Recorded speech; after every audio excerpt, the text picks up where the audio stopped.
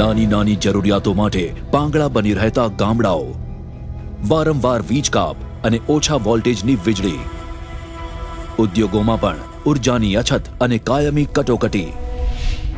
આ માત્ર ઉર્જાની કટોકટી નહોતી, આ હતી વિકાસની પણ કટોકટી. દાયકાઓ સુધી અહીંયા આવું જ ચાલતું હતું અને કદાચ આગળ પણ ચાલ્યા કરત. પણ પરિવર્તન 21મી સદીના પહેલા વર્ષે જ ગુજરાતની વાટ જોઈ રહ્યું હતું.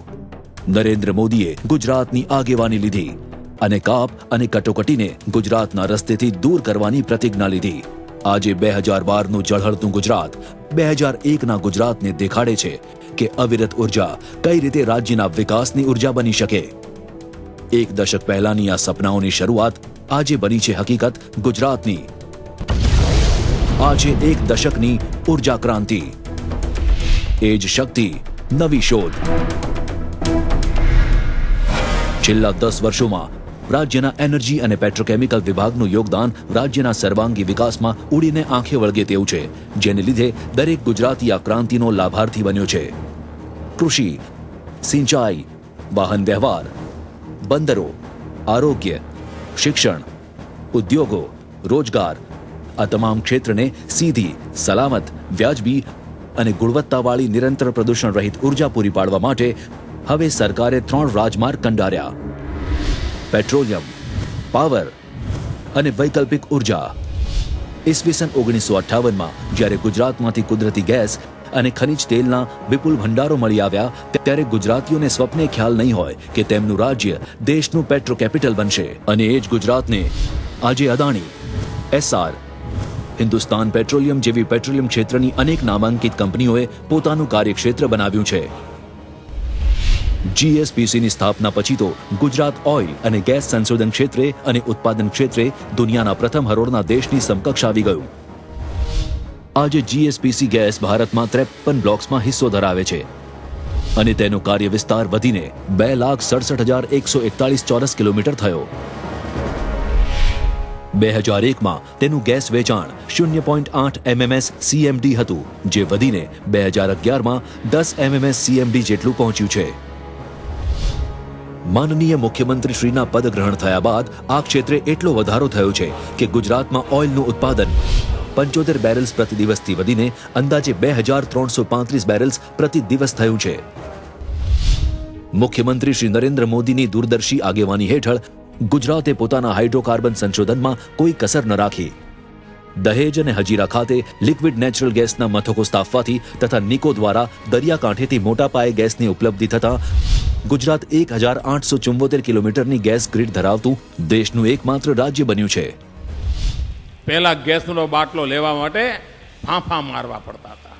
આજે ગુજરાતની અંદર લાખો પરિવારોમાં જેમ રસોડામાં પાઇપલાઇનથી પાણી આવે છે, એ જ રીતે આજે ગુજરાતમાં મારી બહેનોને રસોડામાં ચૂલો સળગાવવા માટે પાઇપલાઇનથી ગેસ મળે, એના માટેનું આપણે કામ કરીએ. હજીરાથી શરૂ થયેલી શોધયાત્રા નિરંતર વેગથી એક પછી એક સિદ્ધિના સોપાન સર કરતી રહી. 17મી જૂન 2005ના રોજ ગુજરાતને એક સફળતાનું સીમાચિહ્ન પ્રાપ્ત થયું.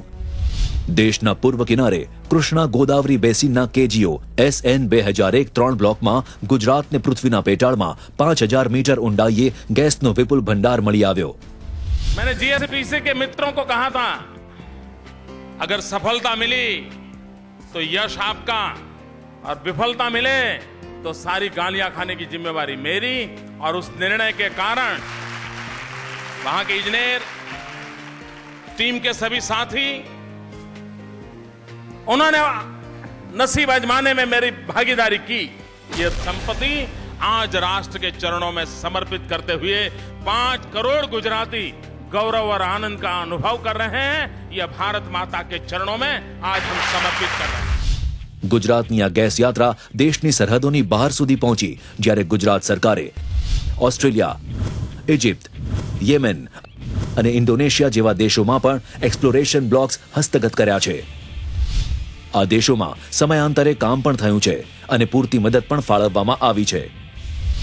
ઓઇલ અને ગેસ બ્લોક્સનો પોર્ટફોલિયો વિસ્તરીને 64 બ્લોકનો થયો છે, જેમાં ઓસ્ટ્રેલિયામાં 2, ઇજિપ્તમાં 5, યેમેનમાં 3 અને ઇન્ડોનેશિયામાં 1 સહિત ગુજરાત સરકાર 11 બ્લોક્સમાં હાલ કાર્યરત છે. હાઇડ્રોકાર્બન સમૃદ્ધિથી ભરપૂર આપણું ગુજરાત ગેસ ટ્રાન્સમિશનમાં અગ્રેસર થયું છે. આજે દેશના ઓનશોર ક્રૂડ ઓઇલ ઉત્પાદનમાં 54% અને ગેસના ઉત્પાદનમાં 35% હિસ્સો ગુજરાતનો છે.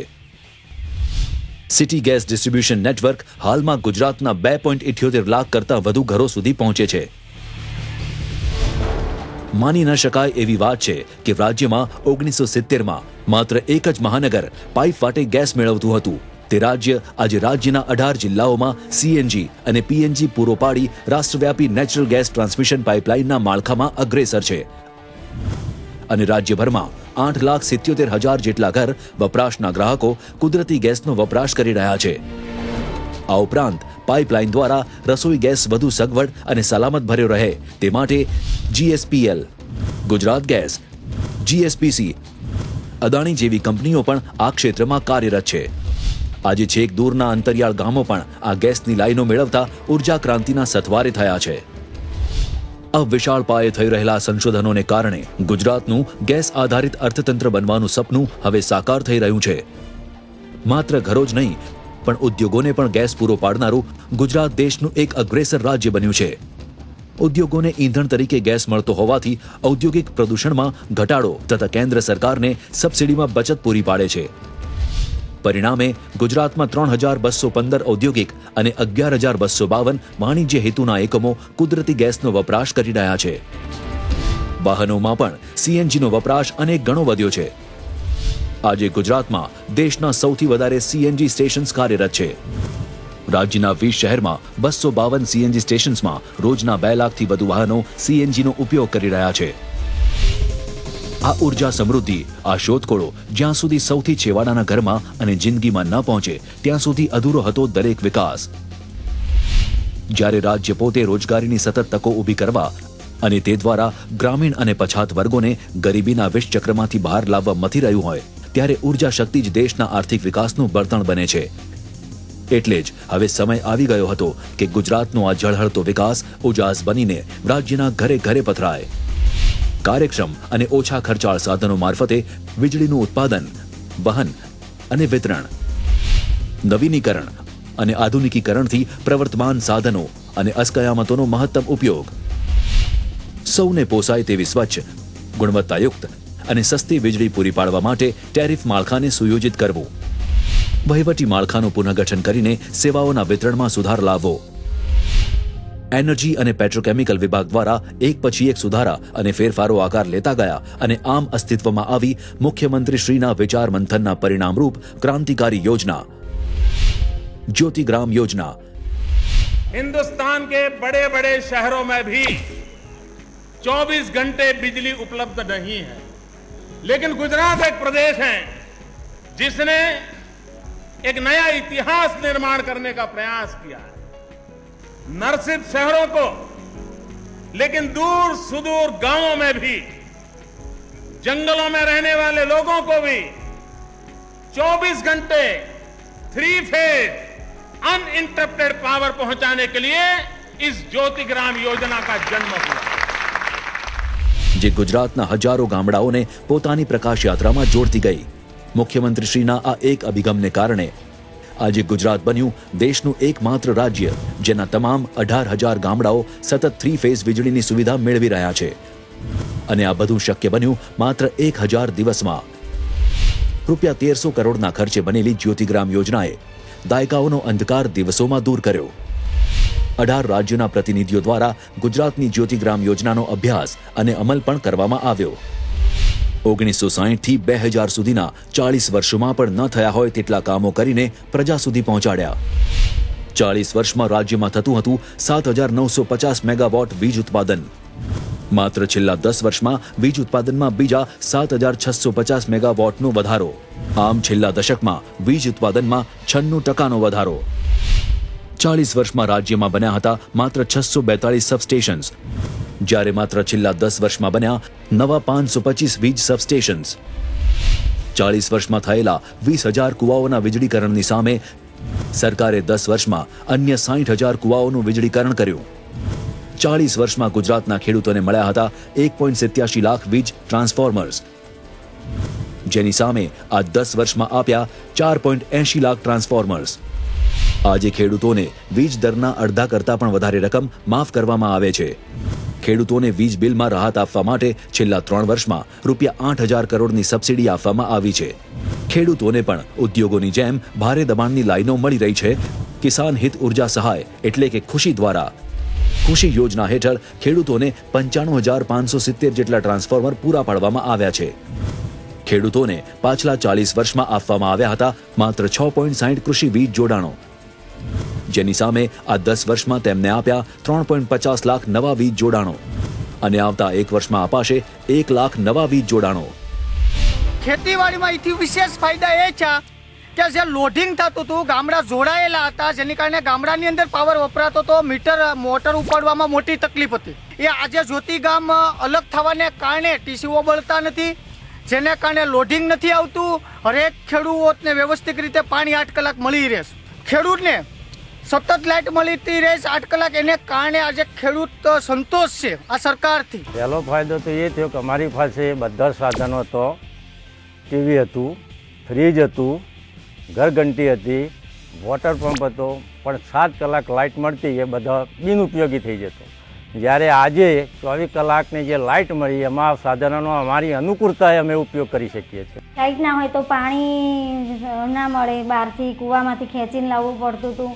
અને અત્યારે તો શું લાઇટ 24 કલાક છે એટલે પાણી 2-3 વખત આવે છે. પહેલાં જ્યારે અમારા ત્યાં પૂરેપૂરી લાઇટ 24 કલાકની નહોતી ત્યારે અમારે દાખલા તરીકે દળાવા જવું હોય તો પણ બહાર જવું પડતું. બાળકોનો અભ્યાસ માટે કોઈ સુવિધા નહોતી એટલે એમને વાંચવામાં તકલીફ પડે, બીજી તકલીફ પડે. હવેથી જ્યોતિર્ગામ યોજના જ્યારથી અમલમાં આવી અને 24 કલાકની અમારા ગામમાં વીજળી મળી ત્યારથી બાળકોને ભણવામાં તેમજ કોઈ પણ સુવિધા, દાખલા તરીકે કોમ્પ્યુટર, જે તે સાથે બેસીને એનો અભ્યાસ કરવો. 10 વર્ષમાં 4,10,000 કરતાં પણ વધારે નવા વીજ જોડાણો આપ્યા. શહેરી ગરીબોને માત્ર ₹100 અને ગ્રામ્ય ગરીબોને માત્ર ₹50ની રકમ સાથે વીજ જોડાણથી સજ્જ કર્યા.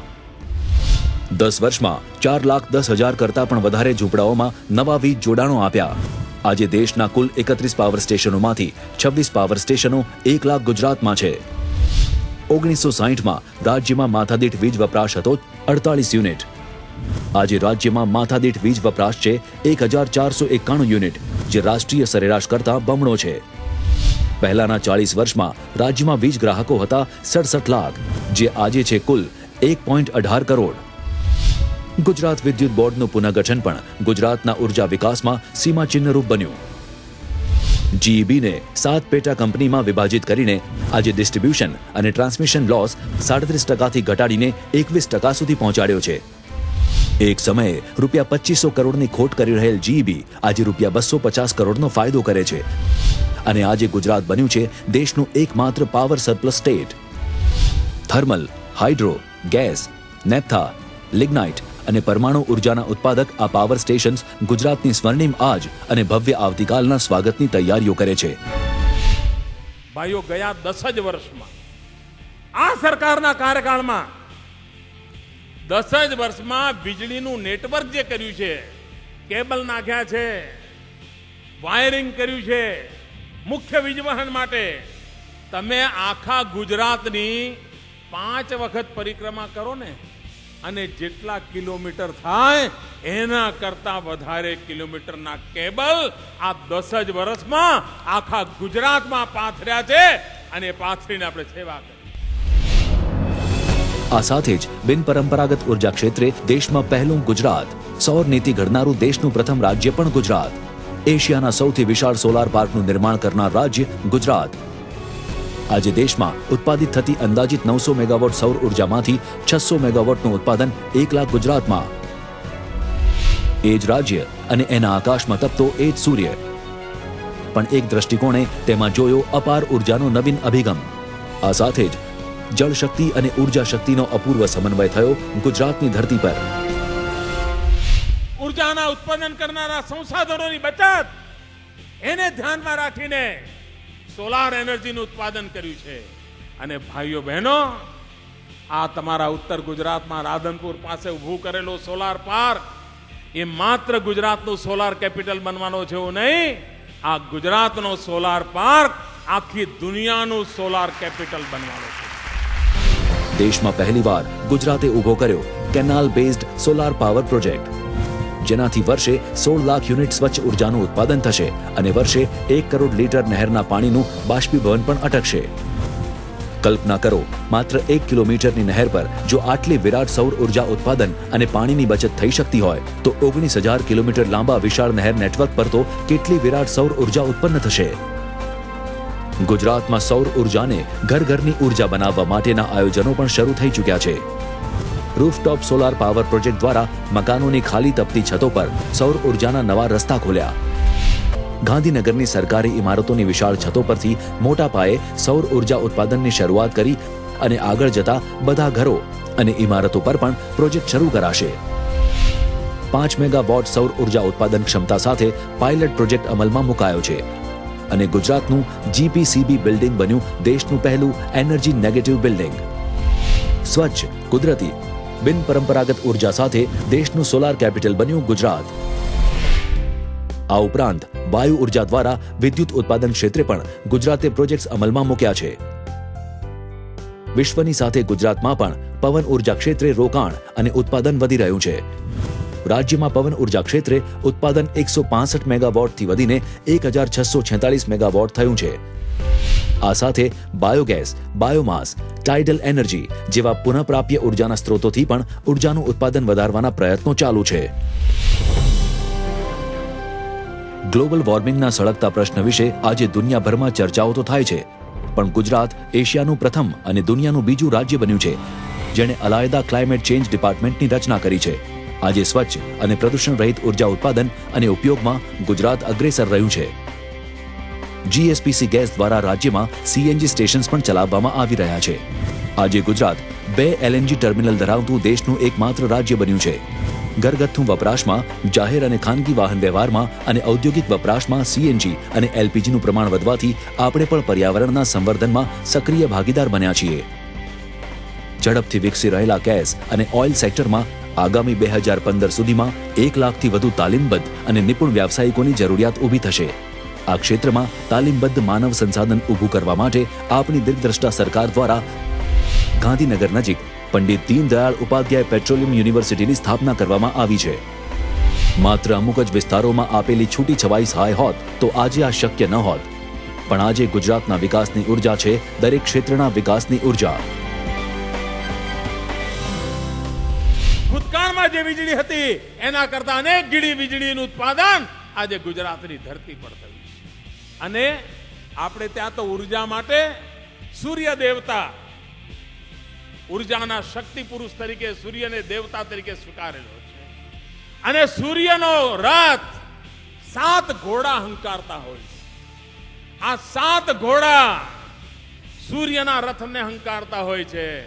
તમે તાપી કિનારે જાઓ ને તો 7 ઘોડાથી ચાલતી ઉર્જા એકલા તાપીના કિનારે તમને મળી રહે. કોલસાથી ઉત્પાદન થતા વીજળીનું કારખાનું મળે 1 ઘોડો, ગેસથી ઉત્પાદન થતું વીજળીનું કારખાનું મળે ગેસ વાળો ઘોડો, સૂર્યપ્રકાશથી સોલાર એનર્જીથી વીજળી ઉત્પાદન મળે 3જો ઘોડો,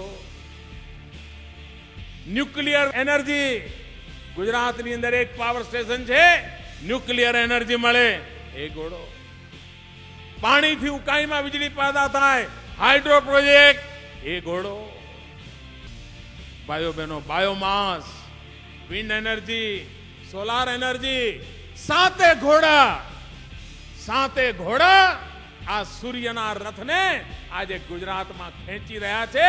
અને એમાંથી ઉર્જાની ગતિ તેજ બની છે અને એના દ્વારા આપણે આગળ વધી રહ્યા છીએ.